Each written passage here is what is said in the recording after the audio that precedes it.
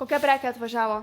Didžiai Romos siurblys. Ar jūs galite patikėti, kad populiariausių pasaulyje dronų gamintojas DJI išleido robotą siurblį? Šiandien mūsų rankose naujasis DJI Romo P dulkių siurblys, pilniausios komplektacijos ir aukščiausių specifikacijų išmanusis modelis. Pirmasis DJI bandymas žengti į namų technikos pasaulį. DJI Romo P turi 25 000 paskalio siurbimo galią. Skaičius įspūdingas, bet paprastai tariant tai reiškia, kad jis be vargo susiurbė viską nuo trupinių iki smulkiausių dulkių tarp plytelių ir ilgų plaukų. Jame integruota vandens talpa, todėl galima rinktis tik siurbimą arba siurbimą su plovimu. Po darbo robotas pats ištuštino dulkių konteinerį į stotelę, tad nereikia kasdien rankiniu būdu valyti. Ištraukėme patį siurblį ir bazę. Atrodo solidžiai, paviršius tvirtas, dizainas minimalus be nereikalingų detalių. Pirmas įspūdis – stilingas, neeilinis buitinės technikos įrenginys. Navigacija čia ypač tiksli. Romo siurbliai naudoja lazerinę aptikimo technologiją, labai panašią į tą, kurią DJI naudoja savo dronuose. Todėl jis ne tiesiog važinėja po kambarį, o tiksliai supranta erdvę aplink save,